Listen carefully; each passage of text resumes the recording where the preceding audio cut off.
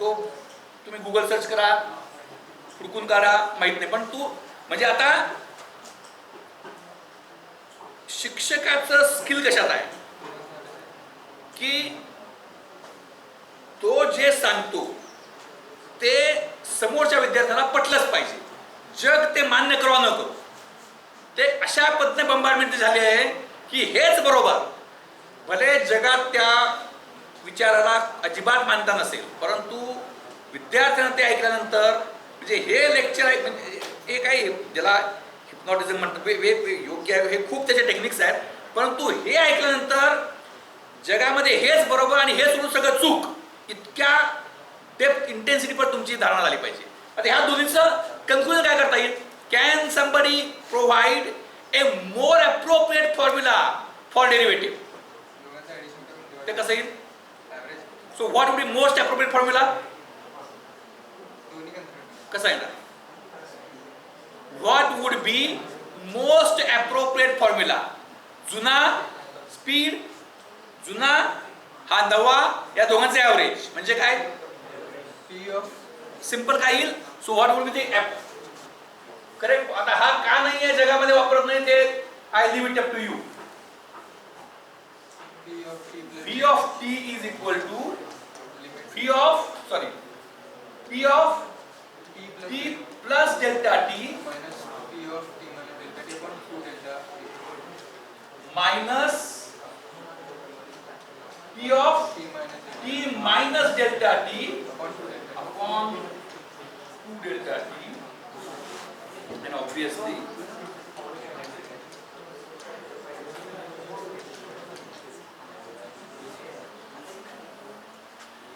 Limits delta T हा most appropriate formula. आणि हे जर तुम्ही विचार केला तर हेच बरोबर असं तुम्हाला पटेल. जगात का वापरत नाही त्या दोन्हीमध्ये काय फार फरक पडत नाही, because it is tending to zero.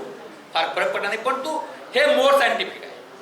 जे आपण तुम्ही शिकला आहात ते लेस सायंटिफिक आहे, हे मोर सायंटिफिक. आता हे म्हणजे आता माझ्या मते प्रत्येक जण थोडा जरी विचार केला, लक्ष देतला, नक्कीच हे पटले नाही. Now we move to next. आता with this now, आता इथं तुम्ही काय लिहू शकाल equation? What would be the equation? What would be the, with this now? What would be the relationship between? आपल्याला कशा रिलेशन पाहिजे?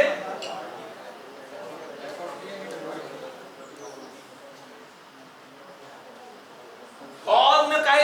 Hall has established the relationship between L in and L O.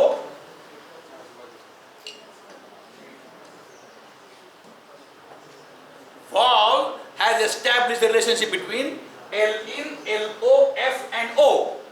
Whereas the tank will establish relationship between F, W and A.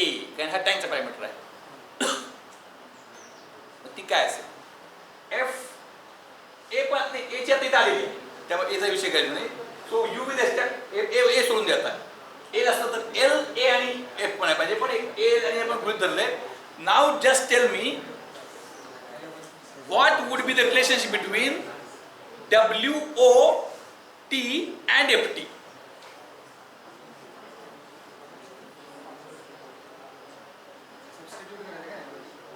Ft equal to what in terms of W?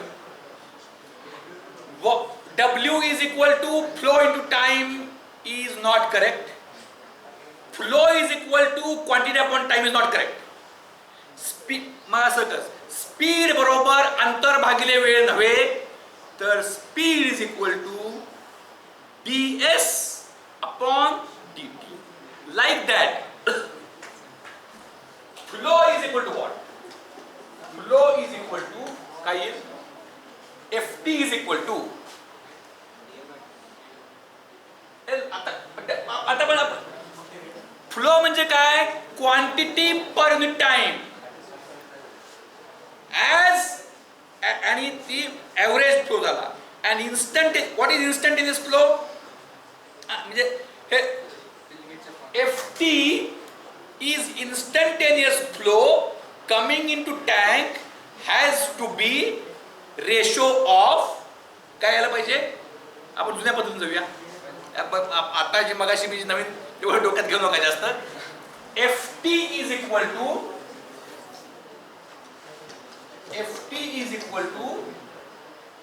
WO at T.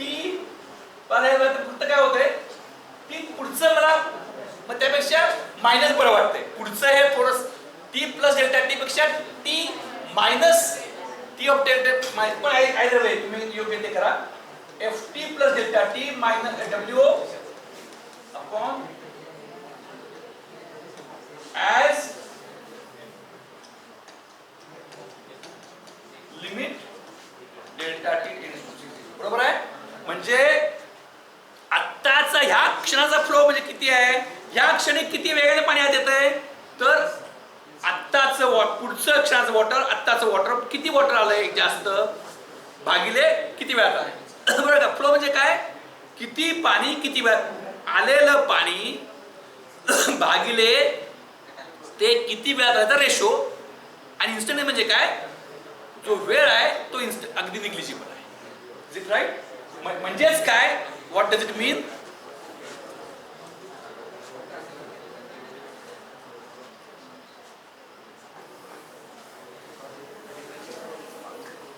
So I can very well say that FT is equal to dWOT upon dt. Is it right? बरोबर आहे. So instantaneous flow into the tank is derivative of quantity of water in the tank. Time derivative of quantity of water in the tank, right? What is WOT? A into LOT. WOT is equal to A into LOT, right? A is constant. A बदलत नहीं है. तो आप आता constant ठेवला है. So FT is equal to, when A is constant, can I say like this? A into DLOT upon dt, right? Now valve आणि tank याच्यामध्ये बाकी लिकेज काय नाही आहे. त्यामुळे काय पाहिजे, व्हॉल्व मधून बाहेर येणारा जो फ्लो आहे तोच टँक मध्ये आत येणारा फ्लो आहे. बरोबर आहे का. All water coming out of the valve goes to tank. त्यामुळे these two must be equal, right? These will be equal. So can I say like this, A into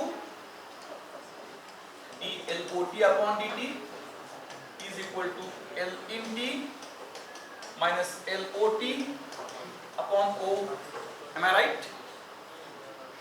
Is it all right? Now I will take on the other side. What will happen? OA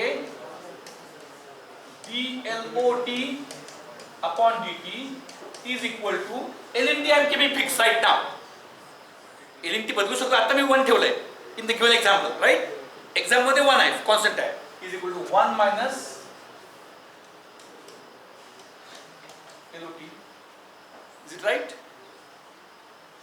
आता मी काय करणार, example असं घेणार आहे.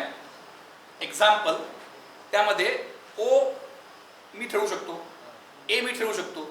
तर मी O आणि A असे ठरवले की त्याचं प्रॉडक्ट 1 आहे. I have chosen parameters O and A such that OA is equal to 1. If as you, in case O into A is equal to 1, then the equation reduces to dLOT by dt is equal to 1 minus LOT, and rearranging the terms, by rearranging the terms,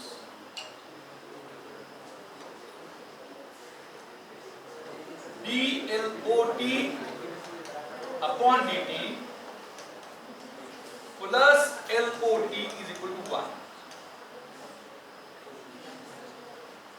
म्हणजे ह्या प्रॉब्लेमचं solution काय आहे, काय विचारलंय, LOTचं expression काढायचं. मला काय मिळालं, I could not get the expression but I got a differential equation. What is the difference between normal equation and differential equation?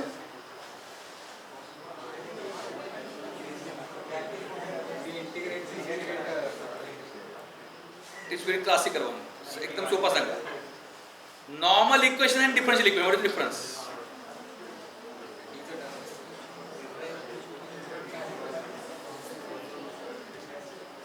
Normal equation, differential equation, what is difference? Listen very carefully. समजा आता माहित नाही काय, आता अलीकडच्या का 9वीचे mark महत्वाचे का नाही, तर काही काही क्लासवाले ॲडव्हर्टाईज करतात की आमच्याकडे क्लास लावल्यास 10वीला 95% गॅरंटी. परंतु त्यात काही ते ॲडव्हर्टायझिंग सेक ऑफ ॲडव्हर्टायझिंग असतं. पण त्यातला जर तो शहाणा जो आहे, what you doing, you are reading your advertisement. Hello, त्यातला एक शहाणा जर का जाहिरात करणार, जाहिरात करायची चांगली नीट करायची, म्हणजे उगाच अवास्तव नाही, तर तो कशी जाहिरात करेल? 9वी म्हणून मी मगाशी बोलता तुम्हाला हिंदीमध्ये 9वीच्या मार्क मी उदाहरणाचा उल्लेख केला. तर तुमच्याला एक तो शहाणा क्लासवाला कशी ॲडव्हर्टाईज करेल? मी नाही उगाच काय ते फेक नाही. आमच्याकडे क्लासला आल्यास 95%, 10वीला 95% मार्क मिळण्याची गॅरंटी, ही वेग झाली काय, त्याला रिअलिस्टिक नाही काही नाही. मी 9वीच्या मार्काचा मुद्दाम हिंट म्हणून उल्लेख केला. तर तो काय करेल? आमच्या क्लासला आल्यास 9वीच्या मार्कात 10% मार्क वाढण्याची गॅरंटी. आता तुमच्या जर 95 105 होते का, पण मी नाही परत सांगतो, म्हणजे जो 45 पर्यंत 55 पडतील त्याला 80 पडणार नाही, 70 80 पडतील. मग आता म्हणजे this is called as differential commitment. आणि 95% ॲब्सोल्यूट कमिटमेंट झाली. नॉर्मल इक्वेशन मध्ये काय असतं? नॉर्मल इक्वेशनचा LOT is equal to T square, हे इक्वेशन आहे. म्हणजे given T the equation gives you the answer. In normal equation मध्ये एक इंडिपेंडेंट व्हेरिएबल, एक dependent variable. For every value, when we listen very carefully, when we have an equation between an independent variable and dependent variable, then for every value of independent variable, the equation provides you a unique value of dependent variable. म्हणजे independent variable च्या प्रत्येक व्हॅल्यूला dependent variable काय असेल हे ते equation पूर्णपणे सांगतं. LOT is equal to 2t plus 3, LOT equal to root t, काही, y equal to cos x, anything. So a normal equation is tightly coupling the dependent variable to independent variable in a unique manner. Normal equation couples dependent variable with independent variable tightly in a unique manner. Whereas what differential equation does, म्हणजे तुम्हाला 90% mark पडतीलच हे fix हे दिलेलं आहे, पण तुमच्यात 10% improvement मी करून देईन. म्हणजे तिथून बाहेर पडणाऱ्या वेगवेगळ्या मला वेगवेगळे मार्क असतील, ते कशावरून असतील, आधी काय होते. So what differential equation does not lead to a solution at all. Differential equation does not lead to a unique solution at all. इतकं आता वी गो डीप. इक्वेशनच नाही आहे. There is no equation. म्हणजे काय? What is the possibility?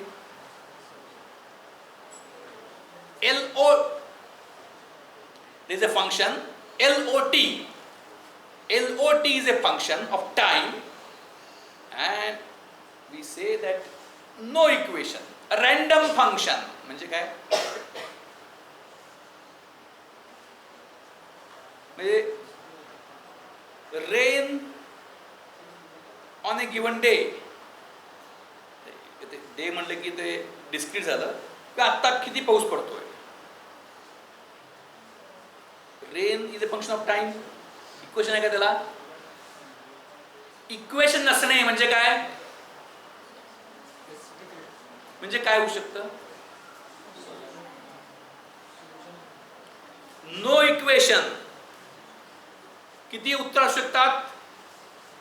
Infinite possibilities. No equation, infinite answers. आत्ता एक मग कधी पण काय पण. इक्वेशन आहे म्हणजे इक्वेशन आहे म्हणजे काय? Unique answer, one answer. LOT is equal to T square. At given T, LOT will have one value. Equation नाही इन्फायनाइट पॉसिबिलिटी. इक्वेशन आहे single possibility, only one uniqueness. तसं डिफरन्शियल इक्वेशन आहे म्हणजे काय? डिफरन्शियल इक्वेशनचे किती उत्तर असू शकतात? Infinite. But they depend upon, म्हणजे त्या इन्फायनाइट पैकी, listen very carefully, when there is no equation, LOT can be anything at any time. When there is equation, LOT, whatever is at given time is fixed. When we have differential equation, in that case, it is not stringent like a normal equation, but it is not chaos like no equation. Differential equation मध्ये काय होतं तर answers are multiple are allowed in a given family, and what exact will actually appear depends upon value of the function at some time when it is known. म्हणजे अजून तर मराठीत म्हणतो differential equation उत्तर म्हणजे काय? स्पेसिफिक उत्तर नाही, पण जर LOT equal to T square equation झालं. इथं काय आहे? dLOT by dt plus LOT equal to 1. ह्याच्यामध्ये LOTच्या प्रचंड पॉसिबिलिटीज येतात. त्याच्यातली नेमकी काय ते एका दिलेल्या वेळी LOT काय होतं.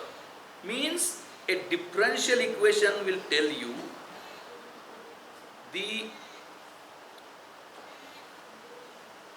डिफरन्शियल इक्वेशन विल मॅप, म्हणजे चेंज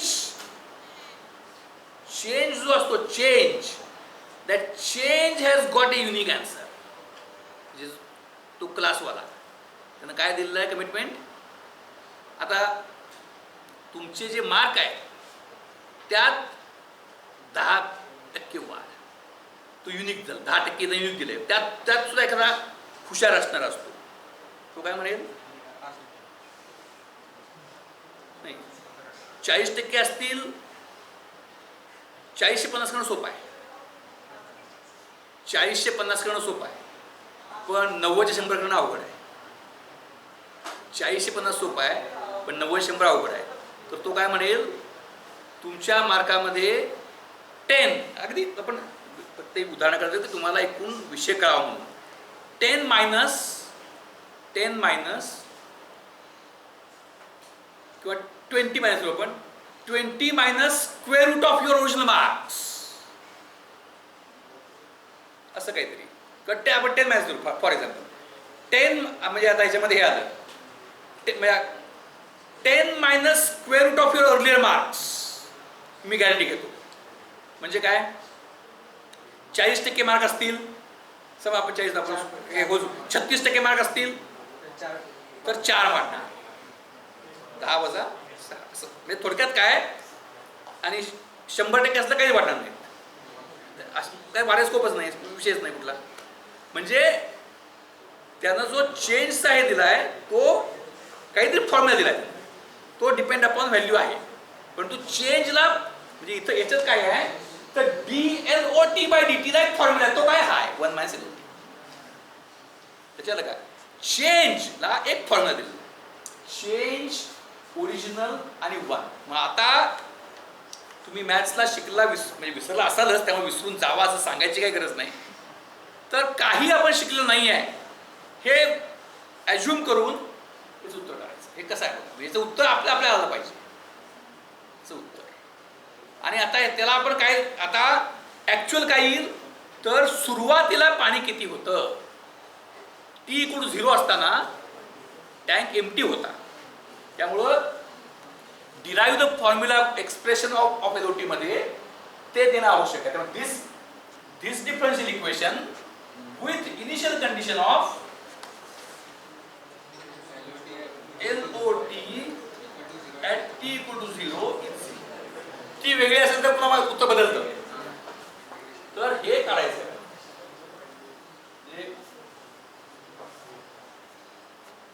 त्याला. आता पहा कसं आहे, अगदी तुम्ही डिफरन्शियल इक्वेशनची सोल्युशनची टेक्निक विसरला असं बोलू सांगतो. हे कशी, हे बघा कसं आहे. सुरुवातीला आता अगदी ज्याला आपण क्लासिकल नाही, अगदी क्रूड विचार करूया. सुरुवातीला काय होईल, सुरुवातीला ॲट द स्टार्ट आपला हे माहित आहे, म्हणजे LOT किती आहे, सुरुवात 0 आहे. म्हणजे आता काय आलं, dLOT/dt equal to plus how it will start, dLOT/dt तुम्ही लिहून काय झालंय बरोबर, dLOT/dt plus 0 equal to 1, dLOT/dt plus 0 equal to 1, म्हणजे dLOT/dt इक्वल टू 1. म्हणजे पाणी हे कसं वाढतंय, 1 मीटर पर सेकंद या रेटने पाणी वाढतंय. 1 मीटर पर सेकंद या रेटने पाणी वाढतंय.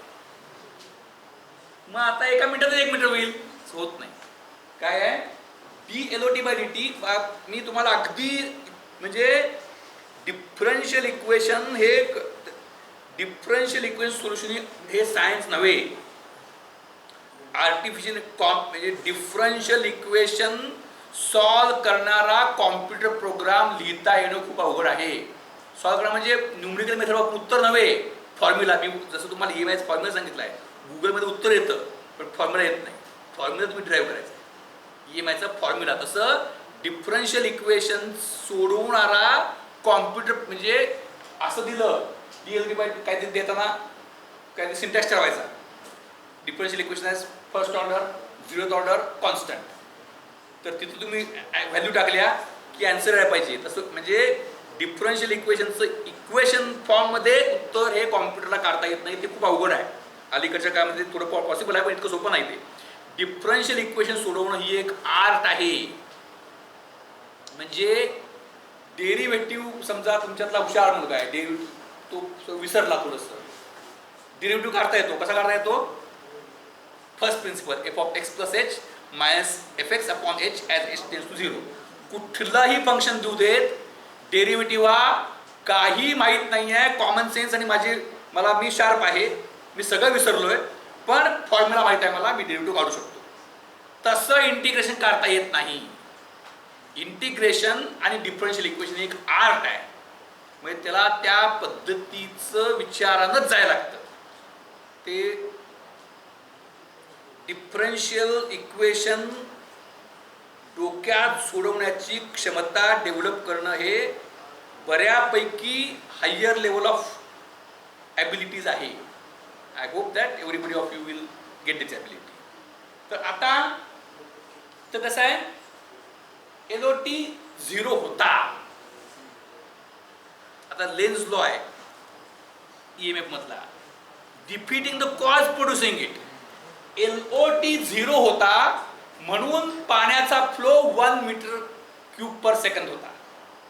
सॉरी, फ्लो हे नव्हे, फ्लो 1 मीटर असेल, हे level rise 1 metre per second होती.